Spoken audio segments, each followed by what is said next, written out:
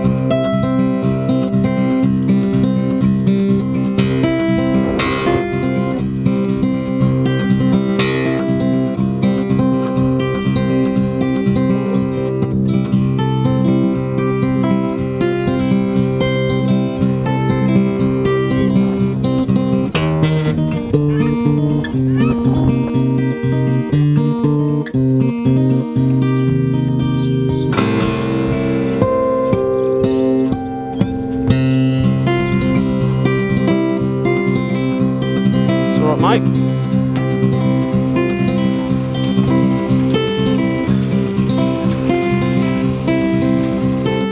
There we go, mate, you're free now. Up you go. Well, now the other sheep's going to be, it's going straight over the other sheep. There we go, seeing each other.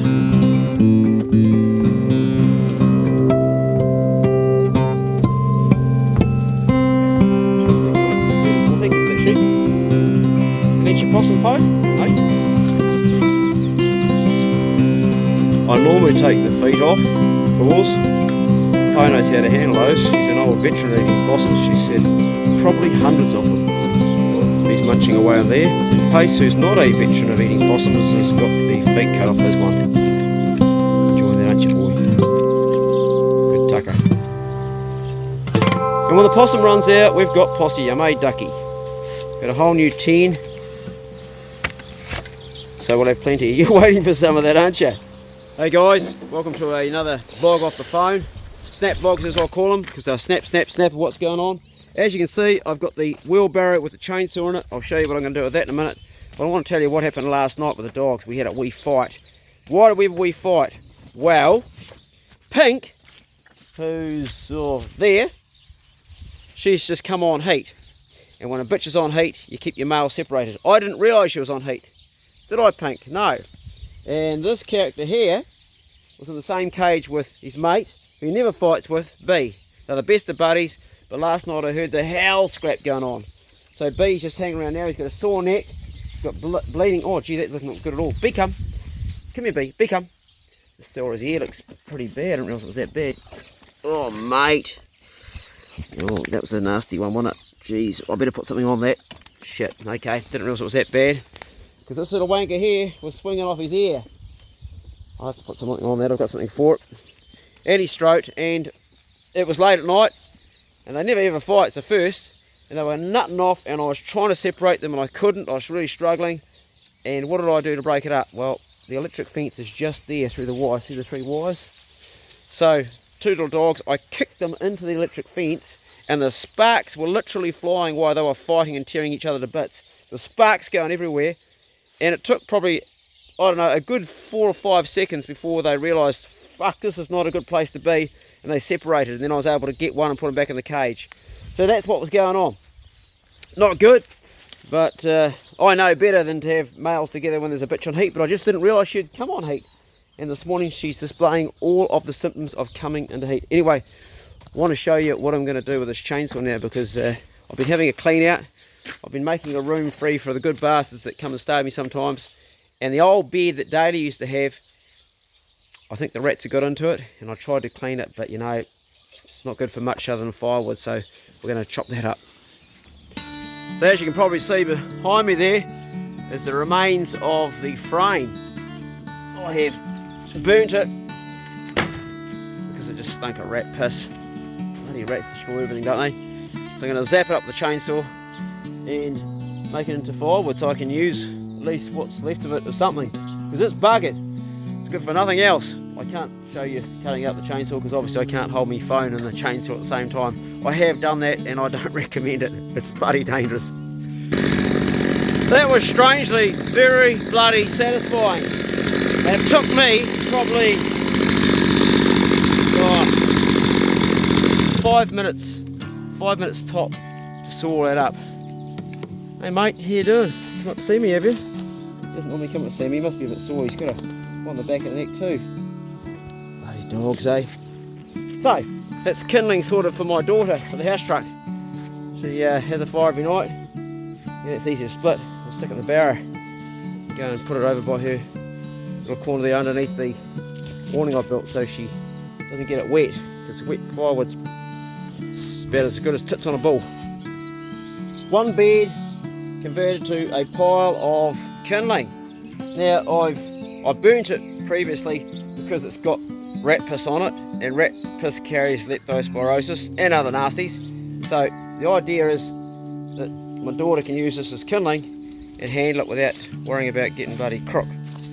So the rat problem, I want to show you what's going to happen regarding the rat problem, because it's been a bloody problem around here. I've got traps everywhere, I've got baits everywhere. Yes, I've used peanut butter, yes, I've used chocolate, I have tried everything. Normal butter, fish, you name it, but the big old rats around here, they're clever bastards. They won't touch the baits, they don't touch the poison, but we've got a new weapon. It's in my truck right now. It's a gift from my good mate Troy Dando. He bought me 2 of them, all the way from China. You gotta give it to the Chinese, eh? Clever bastards. I mean, they just think of everything. I don't know if they thought of this, but they certainly made it. I've got 2 here, I'm going to put them down and show you what we got. That one's in the packet still. Here's the other one.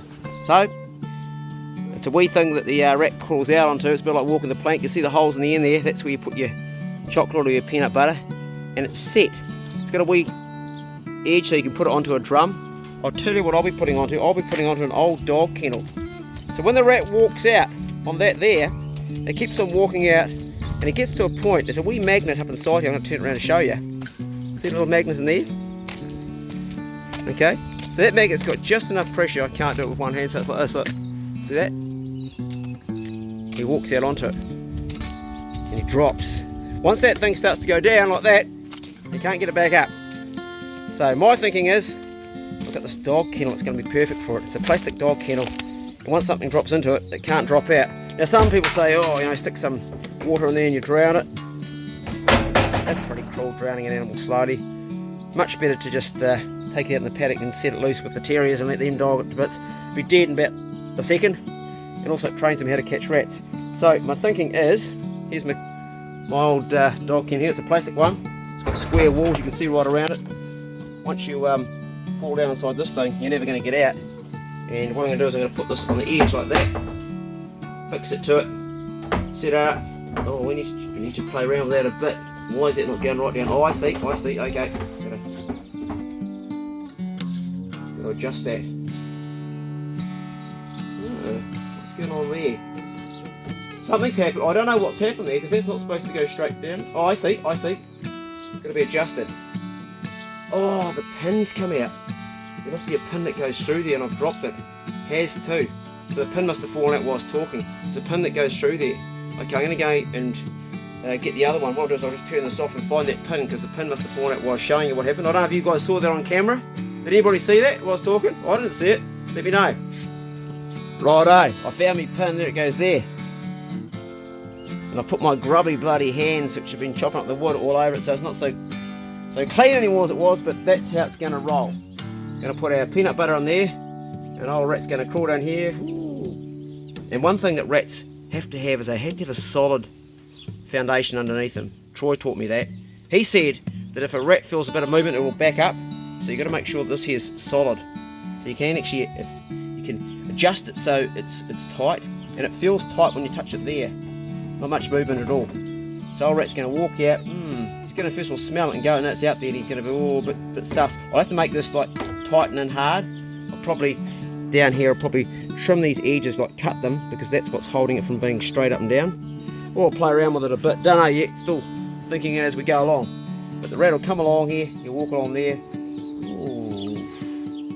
And he'll get about there and he'll look down the side and go, fuck, that's bloody a long way for a rat to fall down there. But then he'll realise, hold on a minute, this is solid, I'm sweet as bro. He doesn't understand the law of magnets, does he, BA? He doesn't know what that's all about. No, mate. Yeah. So he's going to crawl out onto here. At this stage, he'll be like thinking about survival, about falling, and also getting food to survive. And his drive to survive, to get food, particularly end of winter, will be strong. And he'll keep on going, and then suddenly he'll tip the balance, and this thing will be locked in, and when he tips the balance, it'll just like tip right over, like that there. We can just see that, and he'll be like right down the end. I can't really display it because I haven't got it locked in yet. I'm making this all up as I go along. I'm sure I'll find out. What I might try and do is I might try and mount a GoPro on it so we can actually see him go down there. Once I've got my rat in there, apparently, according to Troy again, once they hear other rats in there, it brings in more rats. If that's the case, there's a shitload of rats around here. Bruno, get out of there. That's chicken feed. Leave it. You'll get your posse arm in a minute, eating bloody chicken feed. Hey, not for you. Anyway, yeah, that's what we're going to do. I am now about to take young Ben off for his first deer with Ricky Brown. Ben has shot, he reckons, about 80 rabbits, so he's good to blood his rifle. Well, in this case, it'll be Ricky's he's borrowing, and get himself a nice red. Not saying we're going to get one, but we're certainly going to try. Ben's 13 years of age. I've got a lot of young guys that want to come out for a shoot or for a pig. The reason I'm taking Ben out is a couple of reasons. He's listened to everything I've said to him. He had a weight problem when I first started taking him out. His diet wasn't good. He was eating too much sugar and shit. He's knocked sugar out of his diet and a lot of refined carbohydrates. And he's now doing a hell of a lot better. He's lost weight. I saw him the other day in Mapua, and his attitude is so bloody good. I've got about 8 young fellas that fit his description to get their first deer, but he just ticked all the boxes because he's punching ahead, trying to make himself a better man. And anybody who's trying to make himself a better man, I'll help them. And to be honest with you, I shot enough deer to last the rest of my lifetime. But watching a young fella get his first deer, man, that's something cool, man. It's any of you guys that are hunters that have shot your first deer and brought home the venison, you know the feeling I'm talking about. So gonna stack this over there, put some tin on it, and get the truck loaded and pick up Ben. So I'm going to call this snap vlog a day. Bit of a one off the top. Hope you enjoyed it. Be good. Can't be good. Try and do what my dogs aren't doing. A, B. Be careful. There's always a bitch on heat behind every problem with your dogs, isn't there? Hey? He's not normally that friendly. Hey, what's the story, man? Yeah, we'll get a bit of love. They all think they're going pig hunting, but they're not. They can see me getting ready for hunting, but dogs are clever. They know my body language is changing. They can sense my vibrations picking up as I get more excited. It's the way it rolls, and they think that's hunting time, and they'd be right, but they're not coming. I have to keep them in separate boxes. Hey, ducky. No, they're not. And I can see by the feathers on the end of your beak that you, somewhere, have made a nest, and that's down that you've taken from your own chest, and you've been making a nest somewhere for some eggs, which I don't know where they are. We're going to need to find those. Hey, Pace, you're in the sin bin. Right, Poe, stop eating chicken feed. Not for Poe. Leave it. Right, I've got to go.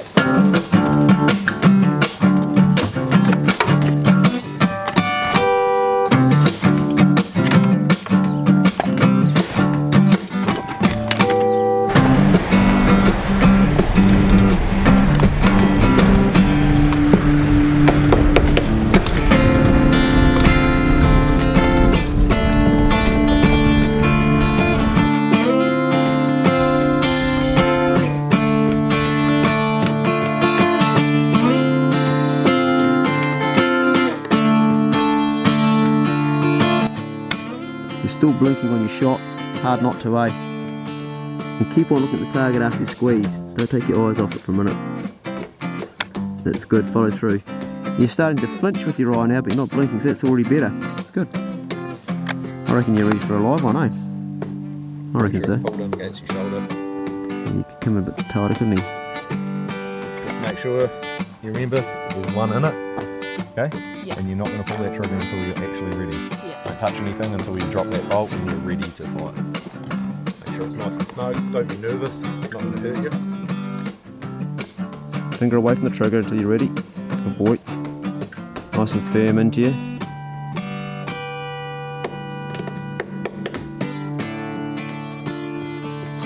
Concentrating, just breathing, relaxing. Going gently. Good boy. That looked excellent. Let's see how you went, eh? How'd it feel? Good, it didn't feel much more than a 2D3. Is that right? Not too bad with the old suppressor on there. It's pretty good. Can you see where you shot it, Ricky? Yep. Right in the bread basket. Awesome. Got another one in there?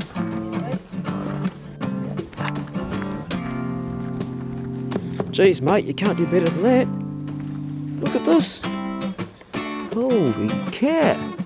Put it there, fella. That's awesome, Val. Yeah. That's a dead deer.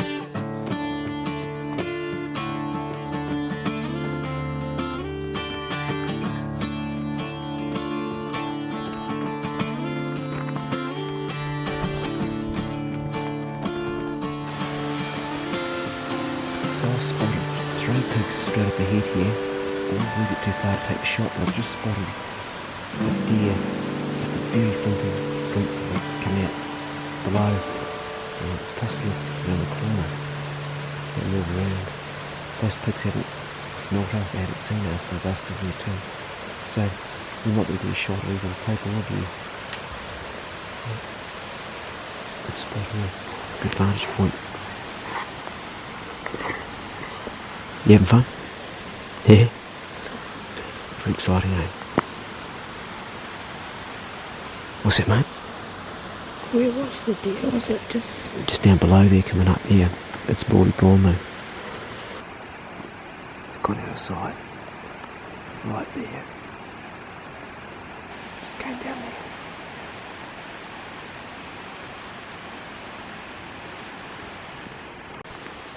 Pig moving up through the scrub. It's a bit bigger, bud. There goes.